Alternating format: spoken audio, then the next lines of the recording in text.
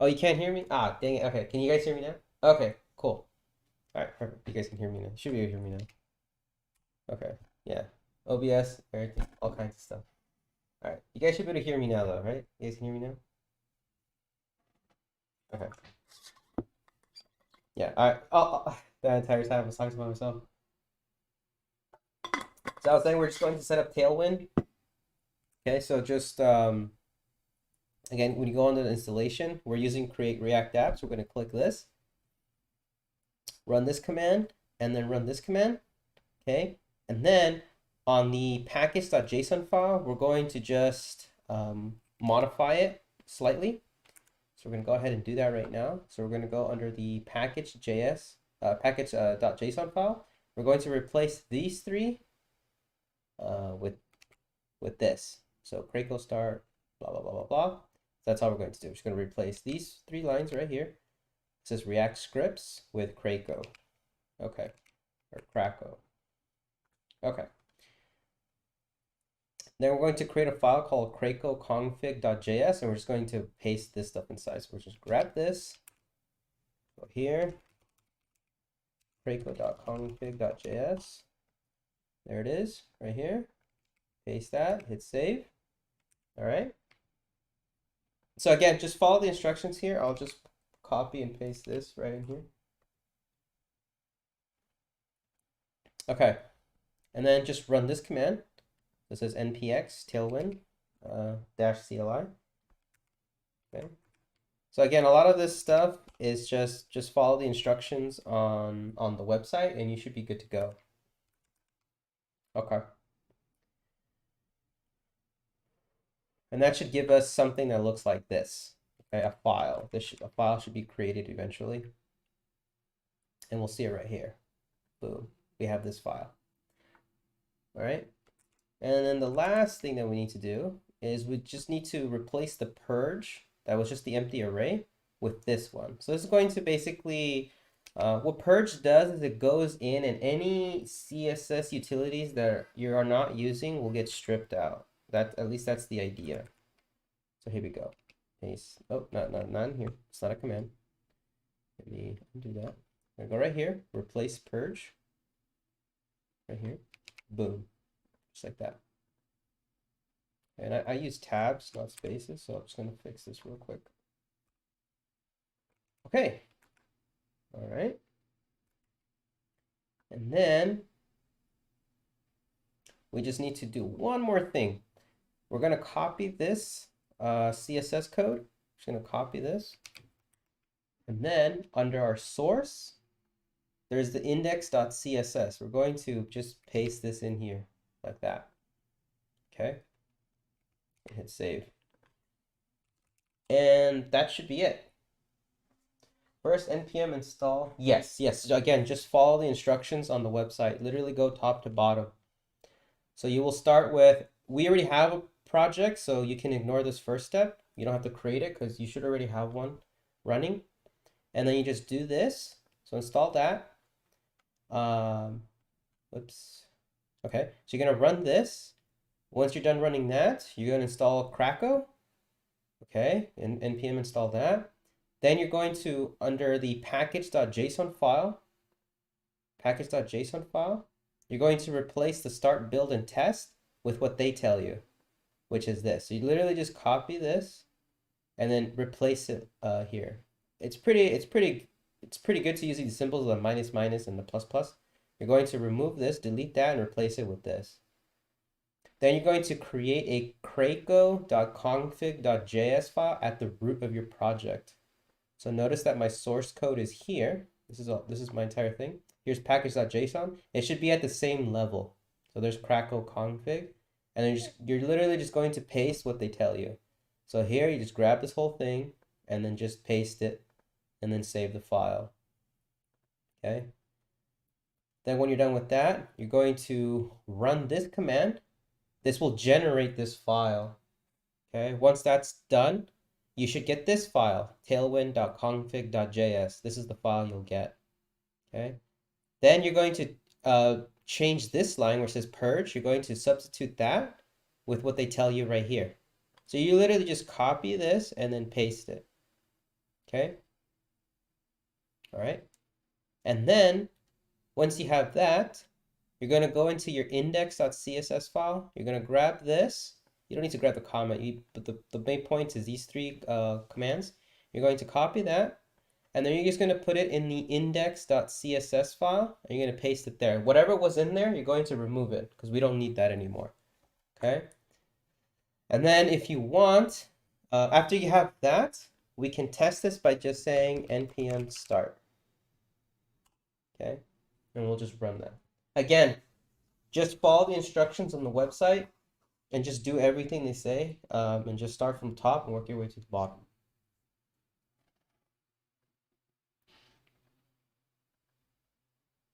Okay.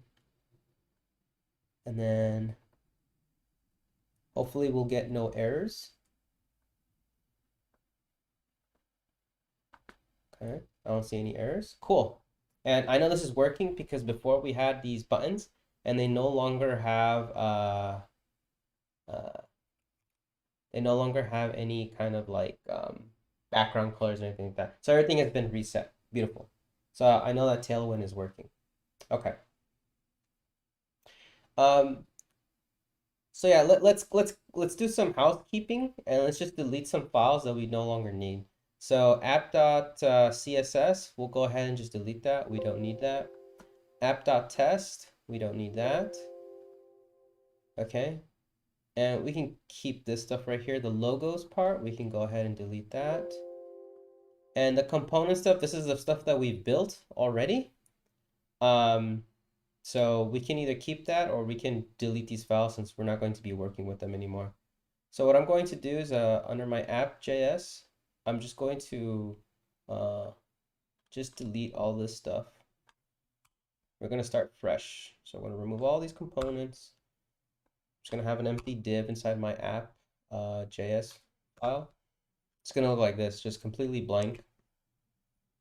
Okay. I'm going to go ahead and delete the components folder, and then I'm just going to recreate it. So I'm going to create a new folder, components, just starting from scratch. Okay, there we go. So all this stuff. We'll close all these things. Close all this. Close that. Okay, so that's it. We're just removing a bunch of unnecessary stuff. We're going to start from scratch. Okay. So the components folder should now be empty. Unless you want to keep the stuff in there, that's totally up to you. I'm just removing it from my side, so just easier to see. Okay, cool, and that's it. Now we have Tailwind enabled. Beautiful. Okay. Now we're going to want to add an extra dependency. The one we want to add is something called dayjs. We're going to say npm I dayjs. Okay. I'm going to go ahead and install dayjs. Okay, so I'll just type the command in here, npm I dayjs. There you go. Okay. And so what dayjs is basically it's a library to handle time. Okay. It's just a library to handle time. Okay. So JavaScript has a time library called date, but we're going to use dayjs in its place. I just find working with dayjs is a lot easier, and it has very small footprint. So I like working with it when I'm writing my code. Okay, so I'm gonna some of these windows here. Okay.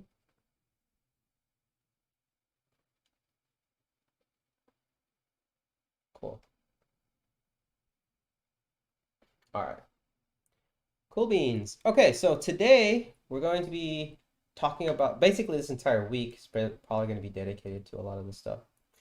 And so now we're going to be looking at, how do we get data from an external resource like a backend? Like let's say you were working on, let's say you got hired at, your local weather or news station, right? And you were working as a software engineer at, with the forecast people, the meteorologist or whatever. And so they have their own API, let's say, that helps you get the weather, and your whole task is just to put the weather on the website, right? So you can just display it, somewhere. Okay. So now let's say that the API was Open Weather API. Okay. So that's what our discussion is going to be, is this API right here. So API just means application programming interface. It doesn't necessarily mean that it's coming from the web. Okay. If you see the acronym API, it literally has nothing to do with the web. It has nothing to do, it doesn't specify anything. It just says that it's a programming interface, right? That you can interact with. So it's an application programming interface. It's an application that was built for you to interface with it. Now, how are we going to interface with the weather? Like, for example, the data that's here and the services. Well, in this case, the API is a web API. Okay, that's what OpenWeatherMap is. It's a web API. We could have APIs of different sorts. For example, when, let's say you're working on a video game, you might be working with the OpenGL API, right? The OpenGL API gives you a set of interfaces, right, that allows you to interact with the graphics library for a specific video card. It abstracts a lot of the things for you because the way you draw something may be different on AMD versus NVIDIA. But the interfaces, as far as you can tell, as the graphics developer, will be the same. Render this, render that. How it actually gets rendered, though, is not your business. That's going to be handled by NVIDIA and AMD. We just say those are going to be handled by the vendor. Okay? For example, you don't know, right, if the OpenGL calls is going to be hardware or software, because you can actually do software rendering, not hardware rendering. So that's what like Mac does, because they don't have a real graphics card. So they do a lot of software emulation for that stuff. Okay. All right. So here's the API. So you can click on the API here, and it shows you the different things that you can do. Okay. What we're going to be focused on today is going to be the current weather, but we will be working on the 5-day forecast. Let's just try and get something on the screen. So one thing that, as a developer that you need to start basically getting used to is reading documentation. Okay, reading and understanding. Okay, so let's look at the API doc. Okay, and let's just read. Let's literally just read. So it says here that to access the current weather data for any location on Earth, including over 200,000 cities, we collect and process weather data from different sources, such as global and local weather models, satellites, radars, and a vast network of weather stations. Cool. It says the data is available in JSON, XML, or HTML format. Beautiful. So what format do you think we're going to be using in our case? Like, what would be an ideal data format for us to use? What do you guys think? Like, should we use the HTML format, XML, or JSON? Just off the top of your head, what do you guys think?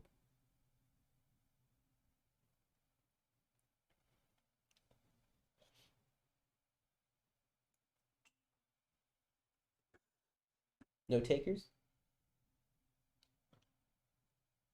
Okay, well, JSON. We're going to be working with JSON, okay? Because we haven't really talked about XML. The HTML, well, that's what we're going to be building, right? We're going to be using React to build out our HTML. We haven't talked about XML, so the only other case is JSON, right? Okay. Now, here's something called an API call. Basically, it's like the method, like how do you, communicate with the API. So in this case, it's an API call. Again, this is all going to be based off of, web. So you have to ping this site, which is api.openweathermap.org/data/2.5/weather. And then here's some interesting stuff.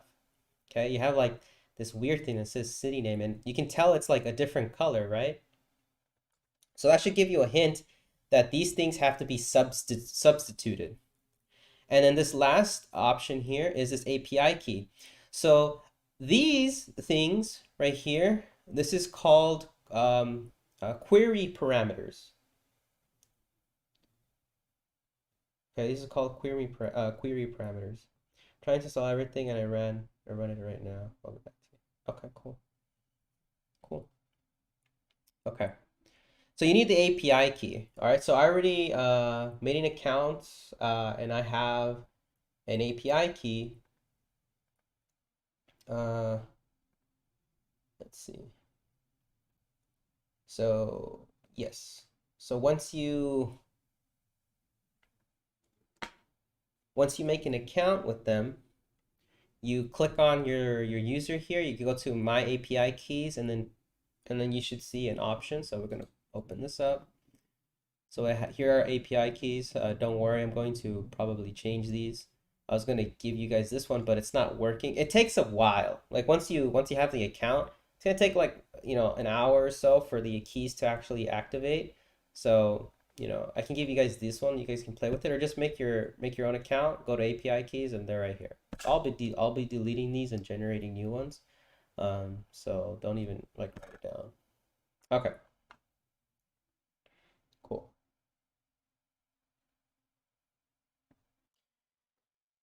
Is my internet acting up again?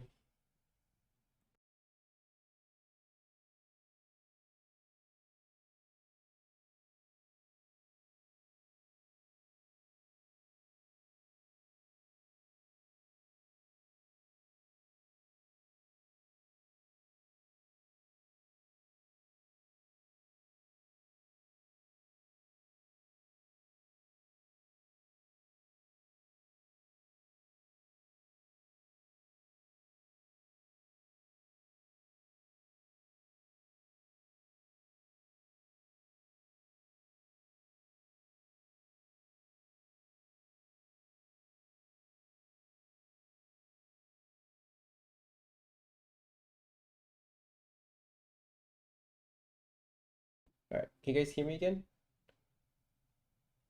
Can you guys hear me? I'm not sure what's causing it. My upload is just crashing.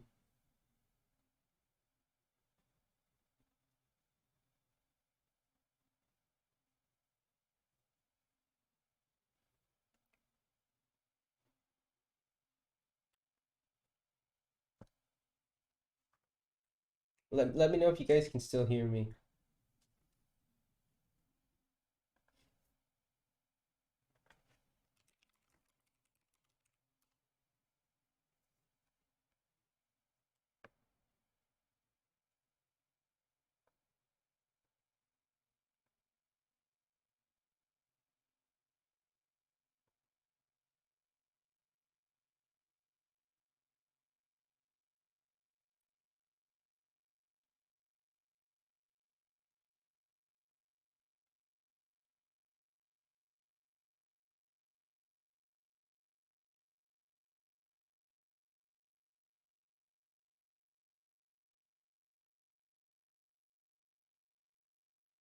All right, can you guys hear me?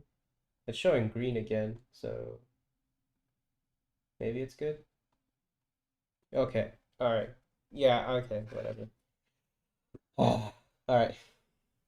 Let's try and push through here. All right, sorry about that. My internet at my place is just it's terrible. It's absolutely terrible. Okay. Anyways, okay. So these will get substituted, so you got to get your API key and yeah, Jim Bob says that the Crackle config doesn't go into the source folder. Exactly right. If you read the instructions, it specifically says it goes in the root directory. So it says create Crackle config.js at the root of your project. So that's what I had mentioned, that it should be at the same level as your package.json. So they should be right next to each other. Okay. Cool. And so yeah, so here we go. So we can put a city name, and then we have the app, our app key. So these are called query parameters. Okay, query parameters. Okay. All right. So let's test it. Let's see if we can get a response. Okay, so again, I have my API key already. I'm gonna close this up. So let's try and do let's try and, make a request to the internet using fetch. So the way we're going to be doing this is using a web API, which is well, more like a browser API, is the fetch. Okay, so fetch, the way it works is you give it an input. Okay, give it an input. So that's like the URL. Okay, so the URL we're going to be hitting is this one, API weather. So this is the URL. Okay, question mark Q. Q is going to be like your actual query. So, what are we trying to hit?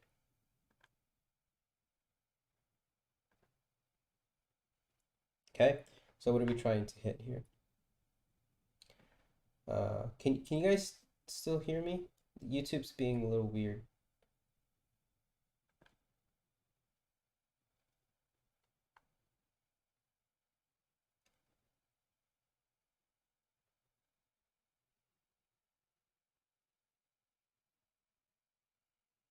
Okay.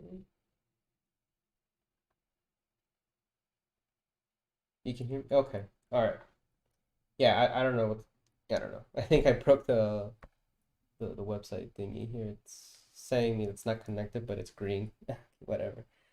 Okay, so the queue is just going to be like, what's the actual query? Like, what are we trying to check against?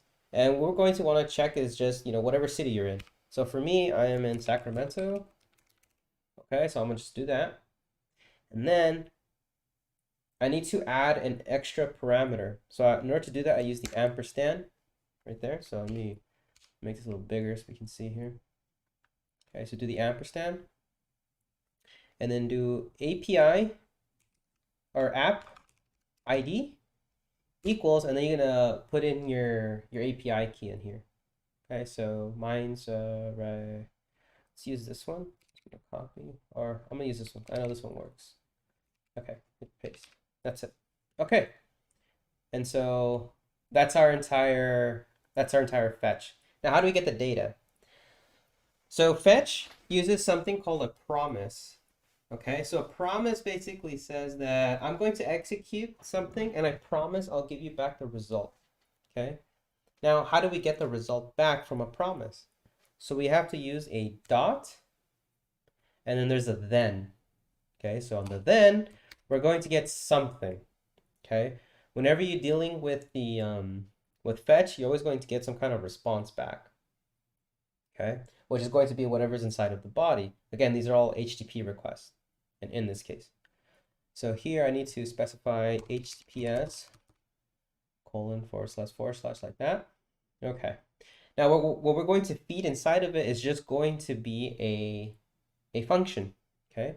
So I'm just going to move this down. So then we will get a response.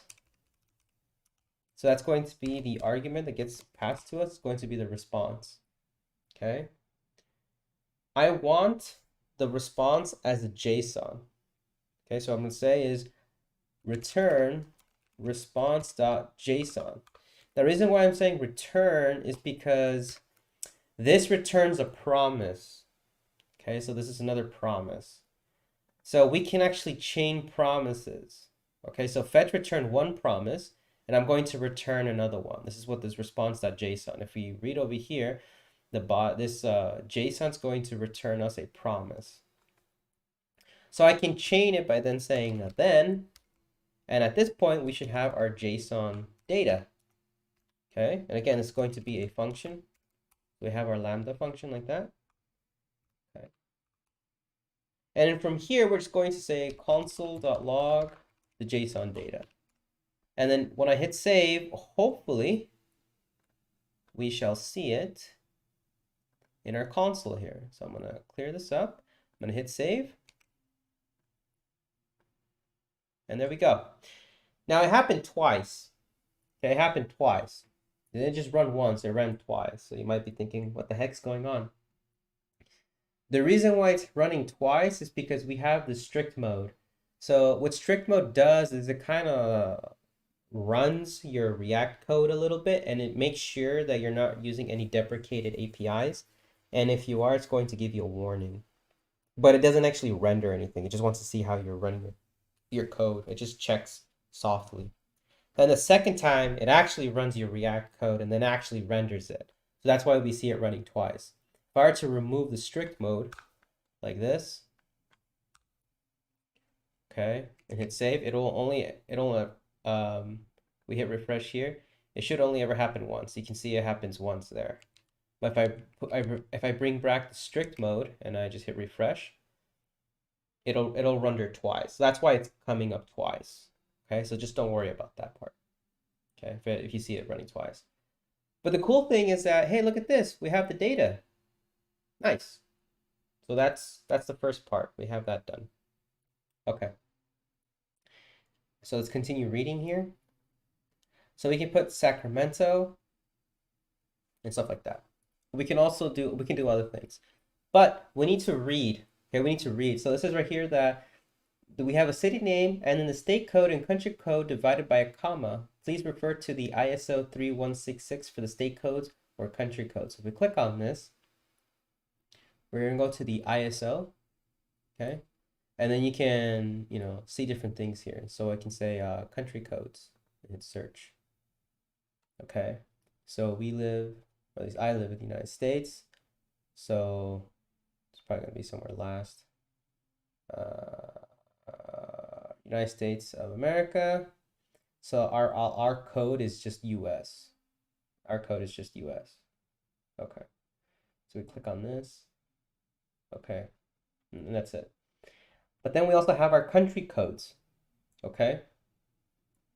So our country codes are as follows. So if you live in California, your code is going to be US-CA. That's your code. Okay. So Jim Bob saying, I'm getting uncaught in promise. So make sure it looks like this. If you want, paste me your code in Discord, and I'll take a look at it real quick, or paste it here, and I'll see what's going on.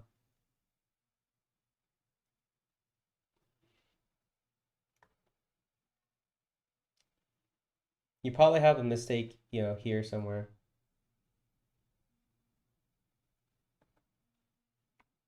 Or if it makes it easier, here, I'll just grab this and I'll paste it here. And then,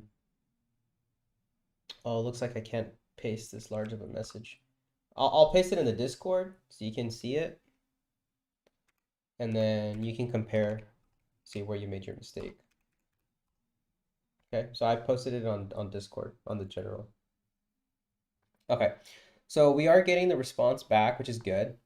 And if we want to be a little bit more specific, we can say Sacramento, comma, US-CA to be like US, California. Okay, go back here. And again, same thing. We're getting the exact same result back. Cool. All right, so let's keep reading here.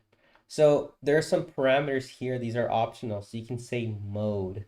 So we can specify, oh, we want JSON or we want XML. By default, it's going to default to JSON, so we don't have to specify. And then we have units. So we have standard, metric, and imperial. So for us, or at least if you're in the United States, you're probably going to be using imperial. Okay. So you can use stuff like that. Okay. All right, we can also look at stuff by just the city name, so by city ID or whatever. So not the city name, but by city ID. To find the city ID, you're going to have to find that yourself. And there's this really big list. You can actually find it there. We won't be doing that. We're going to be just looking at Sacramento, and then we will be doing longitude and latitude later. So here you can actually use latitude and longitude. So this is a great way. We'll be doing this once, probably sometime this week, either on Wednesday or Friday, depending on how long it takes us to get through this. And I'll show you how you can get the GPS coordinate from somebody's computer, and then you can dynamically, update these fields, and then you can get it from their current location. So that's pretty cool. All right. All right, so enough of that. And this is what it's going to look like. This is a sample API response. This is just a sample. So you can like look through that and see what it looks like. Okay. Was missing HTTPS applicant? Okay, cool. All right, and then here, it's just going to tell you what each thing actually means. Okay. So here's the weather. So more info, weather condition codes, blah, blah, blah, stuff like that. So here's the main. So main.temp is the temperature. So the unit default is in Kelvin. Okay.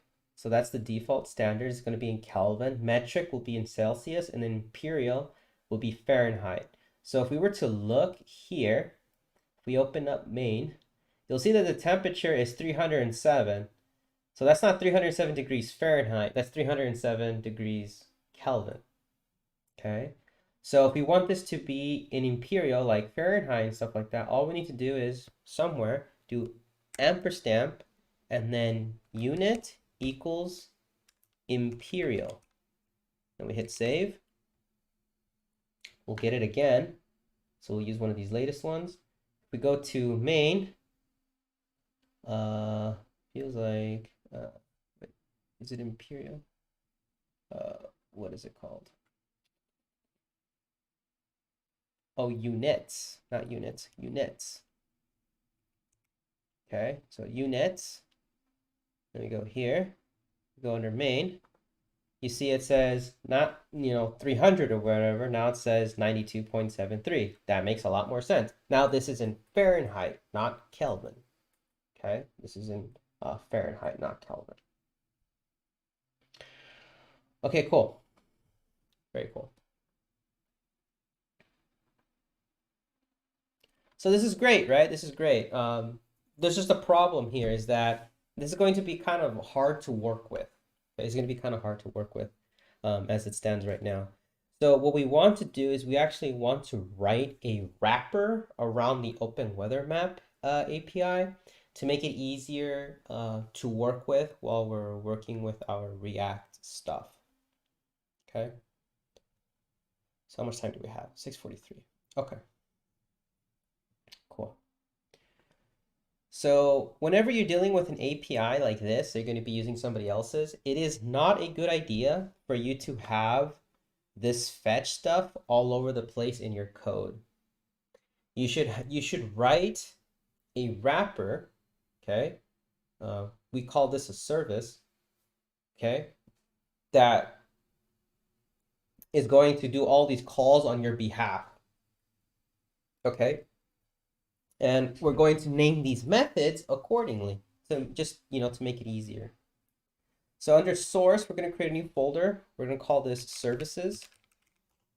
Okay, services. And then we're going to create a file called OpenWeatherMap.js. Okay. Here we go. So we're going to write a wrapper around OpenWeatherMap. Okay. Cool. So in here, we just do the following. We're going to work with, we're going to do this in a kind of object-oriented fashion. So we're going to create something called a class. Okay. And this is going to be our OpenWeatherMap, like that. Okay. And then in the constructor, we're going to take the app ID. Right, this is going to be your app key, right? Because the OpenWeatherMap requires that you pass it the app ID. So this is required. Okay, this is your unique API key. Okay. So as we're writing this wrapper, you're going to be learning how to work with classes in JavaScript. So to create a field, like if you're working with Java, for example, if you wanted to create a member, right? Sometimes they call it member or a field. You would have to do something like maybe like private, string, and then app ID, something like that. And then here you would say something like this dot app ID equals app ID, or whatever. In Java, you don't do that. So you don't do that. You just define it using this dot and then you give it something. Okay. So that's it. So now we have a field called app ID inside of our OpenWeatherMap class. So this is our member. Okay. The next thing we want to do is we want to construct an endpoint. So remember the endpoint that we're working with currently right now is called the forecast 5. Oh no, this is the current weather. So this is going to give you the current weather. Okay. So now we need to have a method that's going to return us the current field data, the current data. Okay.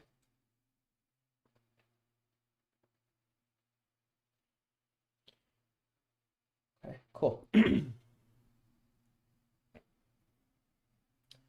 So we're just going to do it like this. So when we call fetch, it returns a promise. Okay, that's what it does. It returns a promise. Now, in JavaScript, we can use something called async and await. So the fetch is actually going to be something called an asynchronous task. It's something that's going to happen in the background, and so we don't want our UI thread to be blocked. So you can think of this sort of kind of like threading, but I use that with great hesitance because it's not really like threading, but it kind of acts that way. It has a lot of similarities, and I can understand why people can sometimes think of this as a separate thread, but we're not doing that. We're just taking advantage of how the event engine in JavaScript works. So in order to mark a method as asynchronous, we just call async like this. So we mark our method, we say it's async. And here we're just going to call this current weather, for example. Okay. And we're just going to be dealing with the city. So we're just going to give it a city name, like so. Okay, cool. So we have current weather and then city name. Okay. What I want this to return back is just JSON data. Nothing more, nothing less. I just want it to return JSON data. Okay. So let's look back at our app.js here. Okay. So let me actually move this one to the right side, like that. Okay. So we need to call fetch. Okay, and fetch returns a promise. Whenever something returns a promise, it means it's also asynchronous. We can actually call await on it. So what we can do is, instead of using the then, which is called callbacks, instead of using callbacks, we're going to use async and await. So this is how we'll do it. So I'm going to say const response is equal to fetch.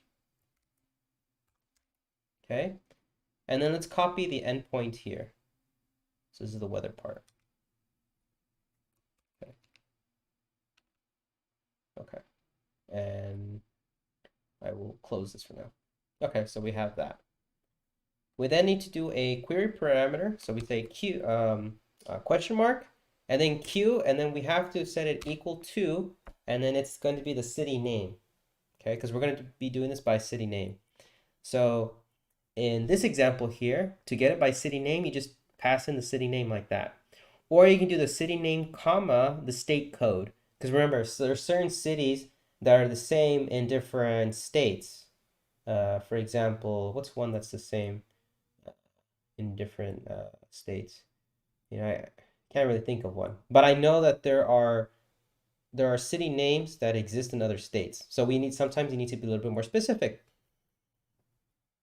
Okay. So city name may not be enough. So we can pass in also the state code. Okay. Like that. Okay. Now, how do we inject this in here? So you might be thinking, oh, we'll just use the plus city name plus whatever, right? And yeah, that is one way. Or we can use what's called string literals, which is a backtick. This is actually pretty cool. So when we use the backticks like this, okay, to develop our string, we can actually inject JavaScript by using the $ and curly braces. You'll notice that they turn blue. So here I can just type in city name like that. Okay. Okay. And for now, we'll remove the state code right now. Let's just focus on the city name. So here we have the queue and the city name. Now we cannot forget that we also need to add another query parameter. So in order to add another parameter, we use the ampersand right here, and we say app ID. That's the next thing we need. It's required. And then here we're going to say $, and we're going to inject the this.appid, which we got from here, from the constructor. Okay. And then we'll add one more. That's going to be the units. So the units that we're going to be working with. In this case, we're just going to we'll hard code it to be imperial. So we'll have Fahrenheit instead of Celsius or whatever. Okay. And then we need to just prefix fetch with await. So we're going to say await fetch, and this will go out to the internet and do its thing. And then we'll get back a response. Okay.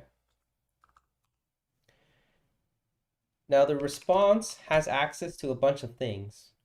Okay, we can get the raw text, the JSON, or whatever. We want the JSON, so we want the response to be parsed out as JSON.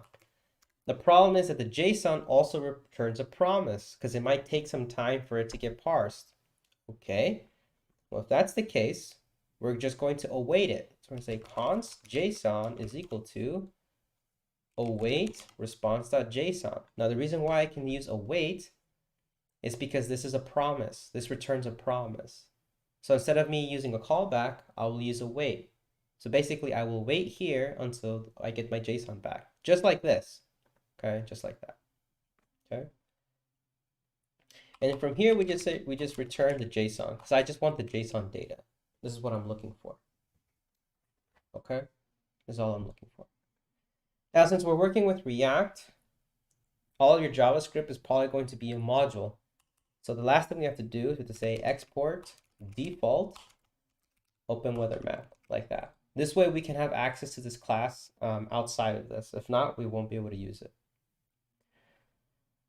Okay, so with that, we will replace this with what we just built. So the only thing I need is the app key. So I will grab that. And look at the difference now in the code. I'm going to say const OpenWeatherMap is equal to new OpenWeatherMap. And here, all we have to do is pass in our API key, like that. Then I can say OpenWeatherMap dot, and then what's going on here?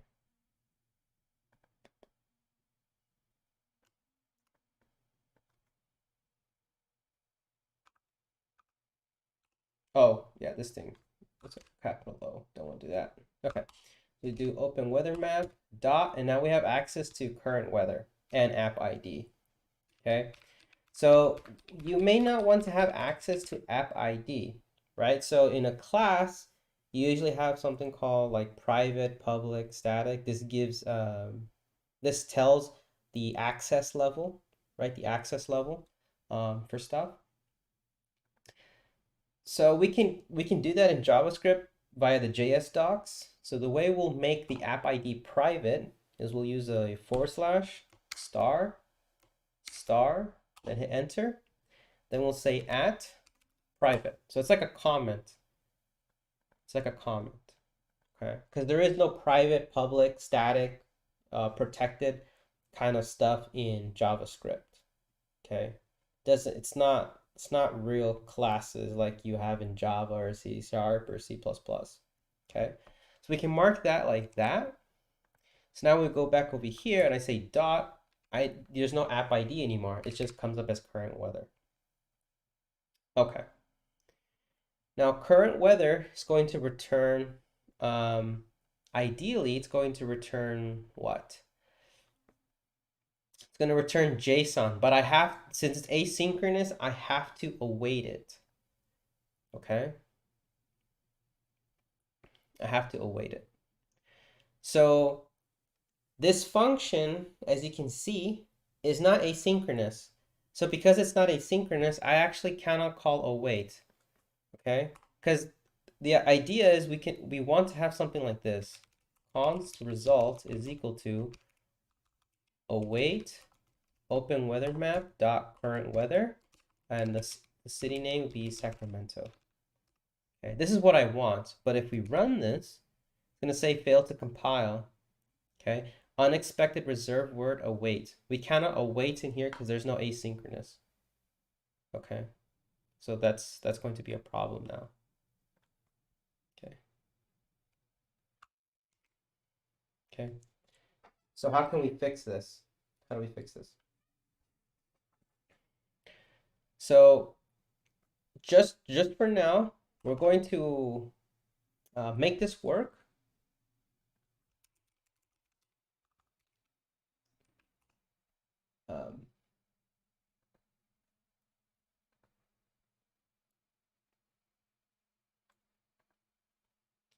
By using something called an IF immediately IEFE.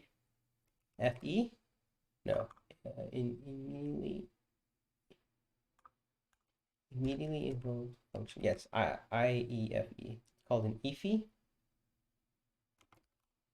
Oops, it stands for immediately. Oh no, this one, IIFE, immediately invoked function expression, also known as an IFE. So we're just going to do this for now. Don't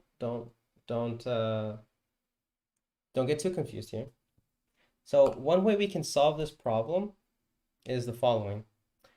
It's going to look kind of weird, but what this means is that we're going to immediately, so the I stands for immediately invoked function expression. Okay, immediately invoked function expression. That's what an IFE is. It's actually kind of advanced. Now, what this means is that we're going to create an expression and we're going to activate it or invoke it immediately. So we're going to create a block of a function and we're going to call it right away. So what do we mean by that? So how do we do that? How do we create a function expression? Well, one, you start off with parentheses.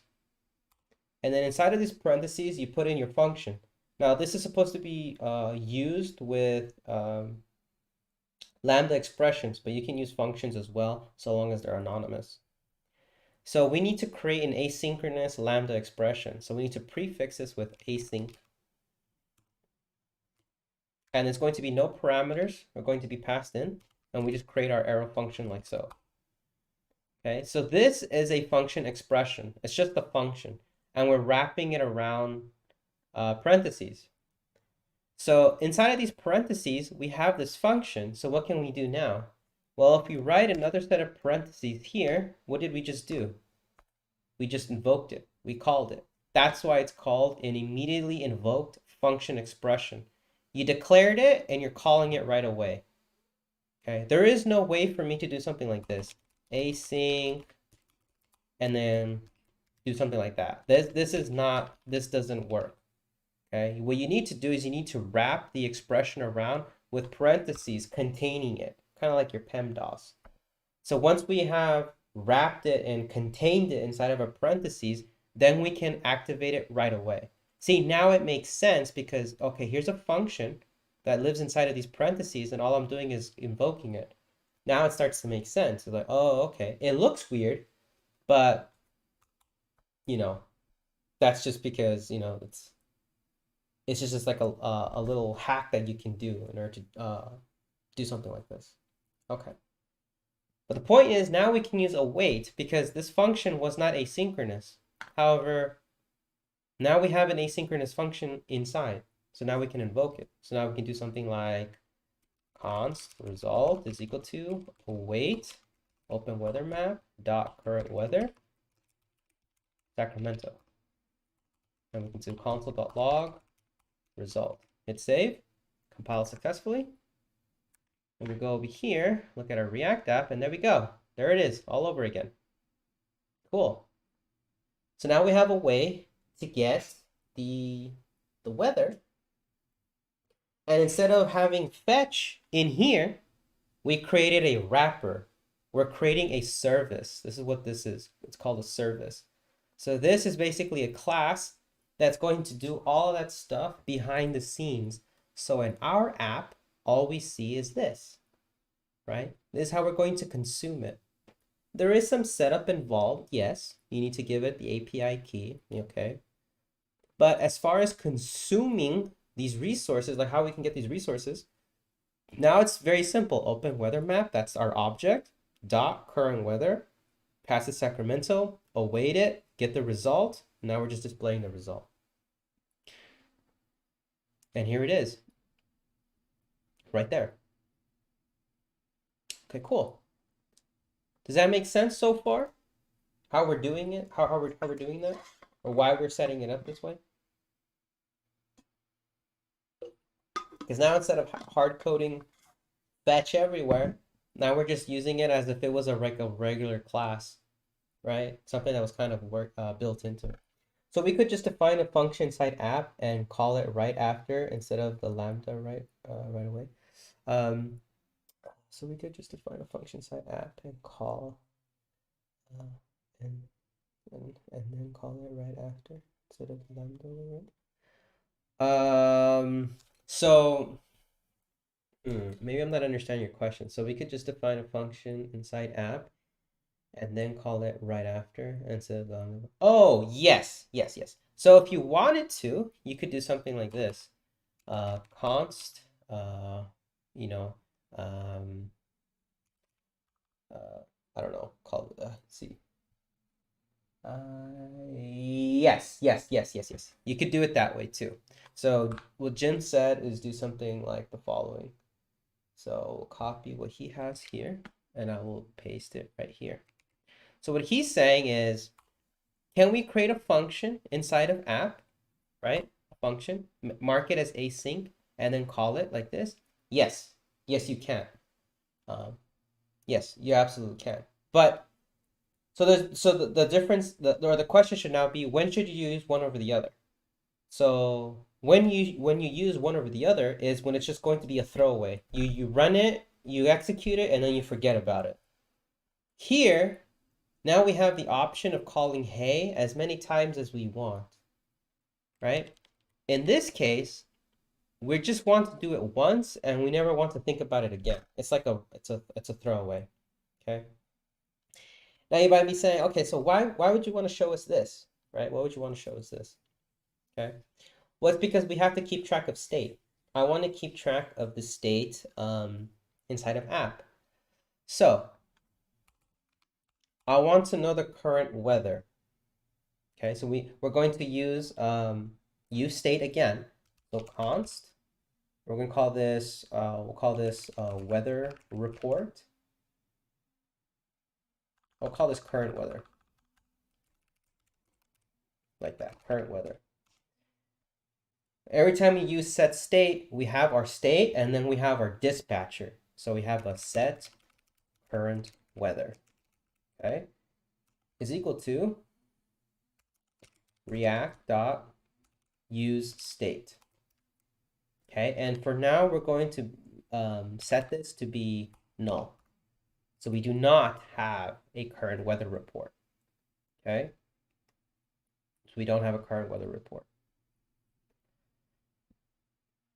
Okay, what I would like to do, however, is once I get the report, right, this is my weather report, I want to set it here. Okay, so for now, just to prove that we don't have a weather report, we're going to do something like this. This is what's called conditional rendering. Write that down. If you ever have an interview about React, I'm going to ask you what's conditional rendering. We're about to do that, conditional rendering. So we can say something like, okay, current weather. Okay, in JavaScript, if you want to check to see if an object is defined, meaning that it's not undefined and not null, you can just test it like this. You can say, well, there's a couple of ways. One, you can say, if current weather, which basically translates to if current weather exists, do something. else it doesn't exist. Do something else. Okay? So this is effectively the same as saying if current weather does not equal undefined and current weather does not equal null, we can use the current weather variable. Else, current weather is not in a usable state. Do not try to use it. Will crash. Okay? Okay. That's basically what that's doing. What I want to do is that if I have a weather report, I just want to display this, the feels like. Okay. So this is what we'll do. If the current weather report, question mark, if it exists, then I want to say current weather dot main, right? Because main is one of the properties. This entire thing is the weather report. This property right here, main, is just another JavaScript object and has a property feels like, which is actually giving us a temperature. Okay. Or, oh, here's temp. We should probably use this one, temp. Okay. So we say main dot temp. That's our temperature. Okay. So this is what we will return. If not, so we use a colon, right? If we don't have the current weather, then we will say no report. Okay, so I'm just delete this right here. Hit save. Let's go back here. Now it says no report. See that? It says no report because we don't have a report yet. Current weather is still not yet defined. So you see how we can render one over the other as long as it meets a certain condition? That's why it's called conditional rendering. We only render things if a certain condition has been met. That's conditional rendering. Okay? This is an interview question. Actually, a lot of things that we're talking about today are interview questions.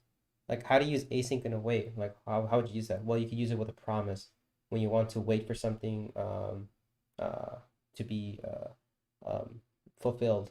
For example, an HTTP request. So fetch and await, they go together. Looks like ternary operators Java. That's exactly what it is. But the way we apply it, we say it's conditional rendering. You could also do it like this. We don't have to do it this way. We could have done it like this as well. We could say if current weather, we could say return div current weather dot what do we want? Main dot temp. Else, oops, we say return div, we just put it here, no report. Okay. Notice that this highlights itself kind of like transparent because it'll tell you right here, unreachable code detected. So this is one way of doing it as well. Now it says no report, right? Because if we have a current weather, then we want to return this. If we don't, we want to return this. Because remember, what we return from this function, because it's a React component, is what gets drawn to the screen, right? If we go here to elements, we go to body, we go to root, there it is, div no report, right? I can change this this right here, this div to, I don't know, let's say a p tag. Hit save. This is now a p tag instead of a div, right? However, we can, since the only thing we're trying to change is what's written inside, we can use the ternary operator that's, you know, supported in a lot of languages like Java. And now look at this. It's a lot cleaner, right? It's a lot cleaner. It's a lot shorter. Let's code to write. Okay. Okay, cool. All right.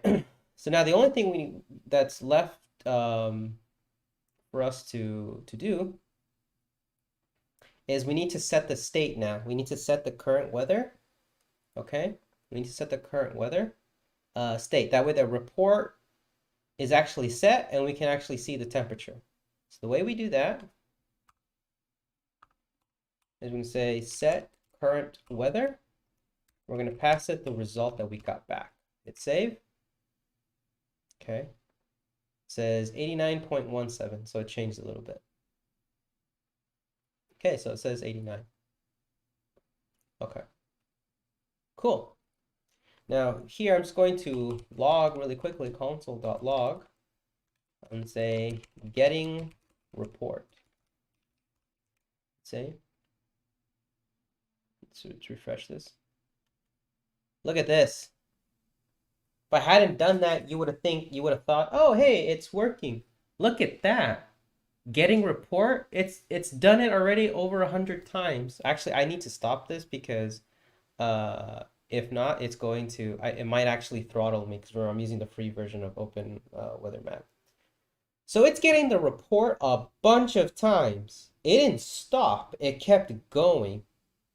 Did you guys see that? Did you guys catch that? You guys saw that, right? On the side, it just kept getting the report. It says getting report, getting report, getting report. It was already like at 100, right? Did you guys all see that? Or did you guys miss that? If you missed it, rewind. I'm not going to do it again because I don't want to get throttled by OpenWeatherMap. I have the free version. Okay. So what the heck happened? Well, React happened. Okay.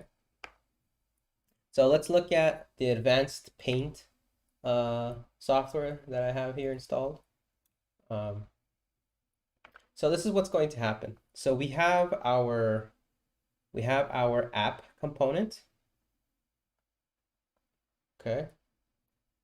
Now this app component now has a hook associated with it, which is the use state. And that was our what was it, current report. I'm just call it report for now. I don't want to write too much. So C report. This is my current report. Okay. And then inside of this code, okay, we had the async.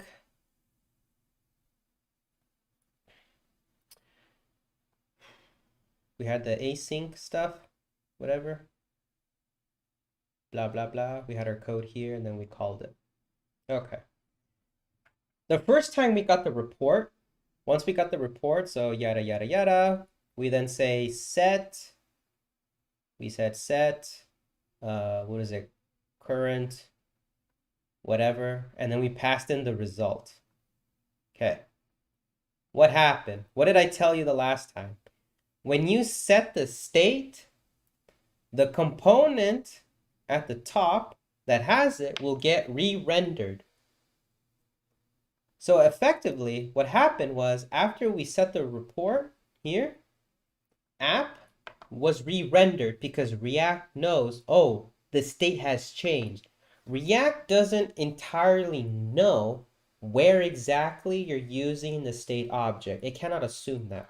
All it knows is that your component state has changed. So the default reaction that React has is just to force the component to redraw. So it's going to re-execute the function. So when we call this function, what happens? What happens when we execute this function? We get the report again. And then we set the current weather. And the state has changed again because we call set. And so it re-renders again, and it re-renders again, and we're having this loop. We effectively created an infinite loop of just re-renders, just constantly re-rendering. So basically what I'm saying is we only want this to happen essentially once. Okay, we only want this to happen once. Okay. Okay, so how do we do that? Well, if you saw the title of today's session, it's called useEffect. So how can we wrap this in a React thing to let React know, hey, don't call everything. I only want you to call this code once. So how do we do that? So we say, we're going to use another hook. So this is another React hook. This one's called useEffect. So React.useEffect. Okay. The useEffect requires that you give it a callback. So it's an imperative function that can return a cleanup function, accepts a function that contains imperative, possibly effective code. So anything that we just want to just handle something for us just once or based off some conditions, this stuff will execute. So I can just move all of this code in here. Okay. So I have this code back in here. Okay. Okay. The last thing I need to give it is something called a dependency list. If present, effect will only activate if the values in the list change. It accepts a function that contains imperative, possibly effective code. What we mean by effective code is code that could possibly affect this component. Okay, when we say possibly, in this case, we will, because we're going to be setting the state. However, we don't want this to be constantly be getting called. We only want to update it once. So how do we do that? Well, we need to fit it a dependency list. So it's just going to be an array. So for us, if we just give it an empty array like that, it will only ever happen once. So if I hit save now, if I go back, let's type in localhost 3000. It says 89.2. We go to the console. It only says getting report once. It only says getting report once. If I remove, let me show this again. If I remove this empty array, it's almost like I haven't done anything. Because now React doesn't know when should this hook get activated again. So if I hit save, it's going to start getting the reports again. So I need to undo that and give it a dependency list. Now it only does it once. There you go. Do you guys see that? They started getting the report 40 times. Do you guys see the difference now? So now, did this component re-render when I updated the state? Yes. But this effector only ran once because I told it, hey, I only want you to run once. I passed it to this dependency list of empty. I only want you to ever run once. Okay? Does that make sense, guys? You guys cool with that? So now we can get the weather report and we guarantee that this is only going to ever happen once. So now we're happy. So I should probably move this part in here. Makes a lot of sense in there. Okay. Cool. Now again, remember, you might see it multiple times, but that's because of the React strict mode. Okay, remember, it's going to run it once to see if you're using any deprecated APIs, and then it'll run it again and actually render. So you might see it pop up twice. So if we hit clear this or hit refresh, you might see it 2 times. Okay, in this case, you only saw it once, but sometimes you might see it 2 times. Could you explain the dependency list again? I know what it did, but what is it exactly? Yes. No worries. So the dependency list is for the following. What if we wanted to run this again, but only in the case that a dependency changed? For example, set current weather. This is coming from useState. What if it changes? So if I type in here, set current weather, right there, hit save. You'll notice that it didn't run again and again and again and again and again and again. Okay, that didn't happen. Because set current weather, the dispatcher, it doesn't really change. I mean, it could change, but it doesn't really change. But the state, however, does. So if you wanted this effector to change, to run again, basically, if something changes, then you can. For example, let's say I have const value is equal to 10. here, okay? And I set it over here. I want it to have this dependency of value, okay? There it is. It didn't run a bunch of times. The dependency here is this value. But what happens if I were to change this to a let? I start this at 0, okay? And then in here, after I set it, I say value, you know, plus plus. You know, actually, will this run 2 times? No, it will not run 2 times. Okay. See the issue here is because when it starts again, the value is at 0. So how can I get this? So I think if I move this outside like that, I think that'll do the trick. That should get that might be able to get React. Unnecessary dependency value. Either exclude it, yeah. Yeah, you should only do this when things will change. Like if this effect right here, you wanted to rerun it. Like if you had another state, see, our app's not that complicated yet, but if we had another state and you wanted this to run again when that state changed, then we could do that. For example, let's say that right now the city name is just Sacramento, right? But what if we wanted to have an input field? What if we had an input field and we wanted to change it from Sacramento to, let's say, San Francisco? Well, don't we want this to run again? Well, yeah, but we only want to run it if the input field changes.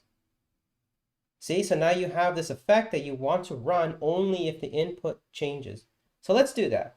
So we're going to say const, and we're going to say city name, set city name is equal to React.useState, and we'll default it to Sacramento.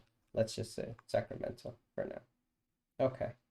So we want this React hook to only ever change or to run again this effector. We want this effector to run again if and only if city name changes.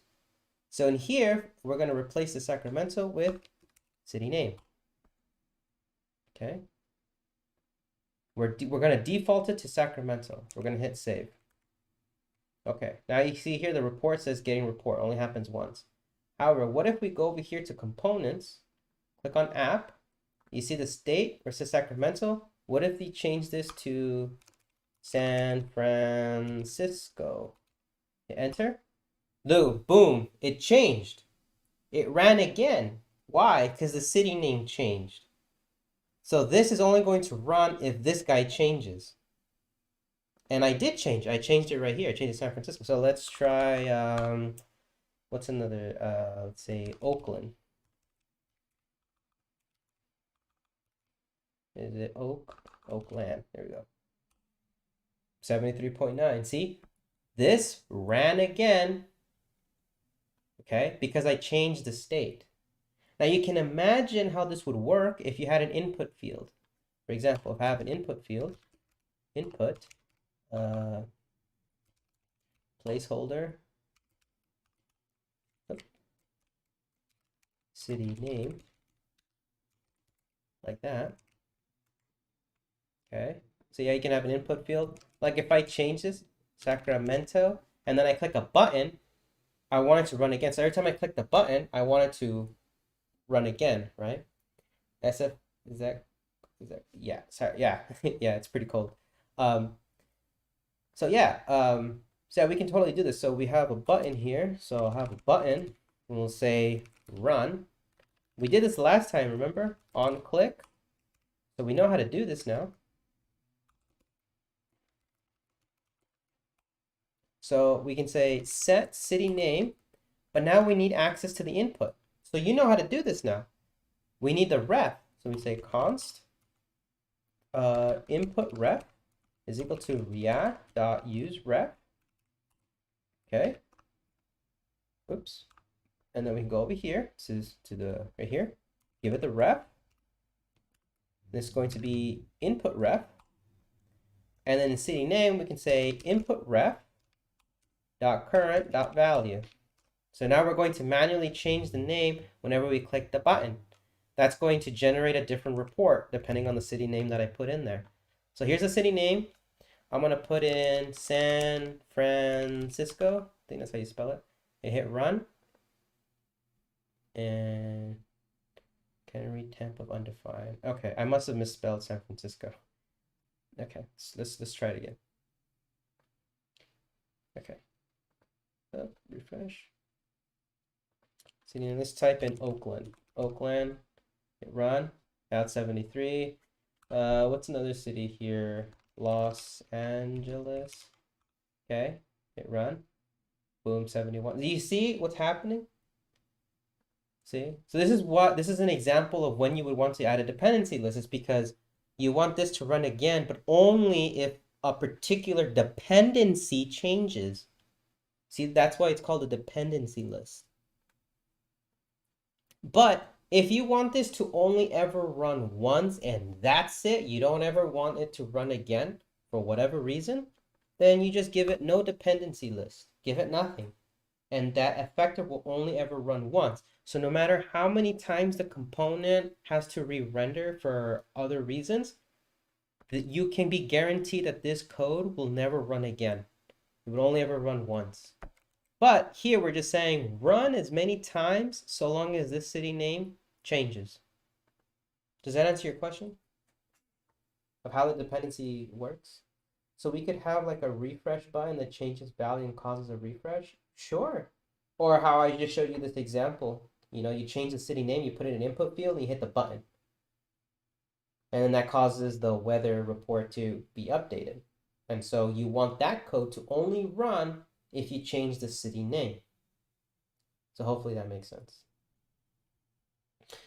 Okay, so let's see. What have we? Fetch, useEffect, dayjs. Okay, so we talked a little bit about the WeatherMap API. We didn't get a chance to talk about dayjs. Okay. So hopefully that's a little easier to understand. This wasn't part of today, but you know, Jim asked that question, which is a really good question. So for now, we're just going to revert back to this, and we're going to have, you know, you can put your whatever city you're in, Sacramento. Okay, mine's just Sacramento. So it's 88.54 currently right now. Okay, so this is what we should have right now, except that. Okay, so this is going to be what we will be working on Wednesday is updating this. We're going to add an input field so we can get the current weather. But most importantly, we want it to look like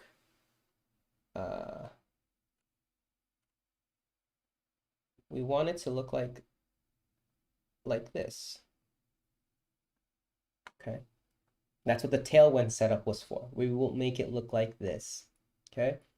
So what we can do is we can have the hourly forecast, and we can have an option to switch between today's and then hourly forecast. So this hourly forecast is going to be coming from a different endpoint, which we will be adding to our services. Remember, we created a folder here called services under source, and currently we're using the OpenWeatherMap service. So we created a service for our front-end application to run.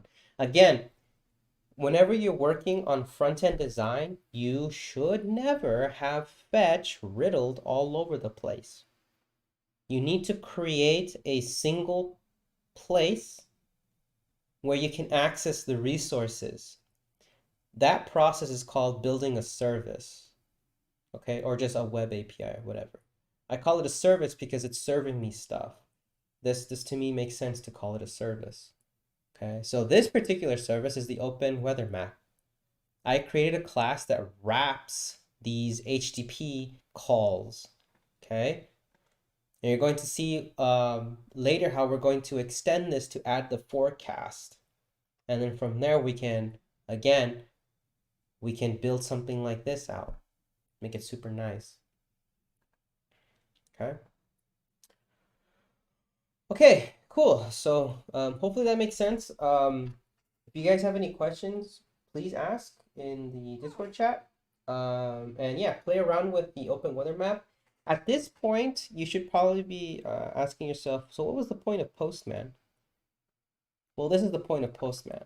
See, instead of having to build a React whatever, you can actually test out the API here. So here I have a test here. So we have the weather. So weather is the current weather. That's how this API works. So if you want the current weather data, you call weather. That's the resource, and then you have these query parameters. Q is your city, whatever. You need the required app ID. Okay, so again, make an account, get the app ID. Okay, but if we wanted to get the 5-day forecast for the week, here it is. So the 5-day forecast is going to require that we hit forecast. That's going to be the endpoint, forecast. And again, you give it the city name and you have the app ID. So the only thing that's going to change is this. Okay? But the response looks different. Look at the response. Now we have an array. An array of what? Well, it's our forecast. Okay? Okay, cool. So that's what we will be working on Wednesday, and we're going to make it look all pretty by doing by recreating this. So you will have this done by the end of the week. We'll have something that looks like this. So what I want to be able to do is I want to be able to click on Sacramento on this right here or something. I'm not sure how we'll do it. We'll probably have like an input field, maybe up here, and you can type in your city name, and then you hit search or whatever, and then it'll show up here, and then boom, we'll get something like this. Okay? All right, so that's what we'll be working on this week. Give you more experience using React. Please, please, please try and do this on your own. Play around with it. Read the documentation on OpenWeatherMap. And if you want, try and go ahead and do other things. Okay? Play around with it. Okay? Right now, today, I only talked about I just talked about how to get the weather using a city name. But why don't you try city ID? What is that? How does that look like? The geographic coordinates, if you want to go ahead and try that, go ahead.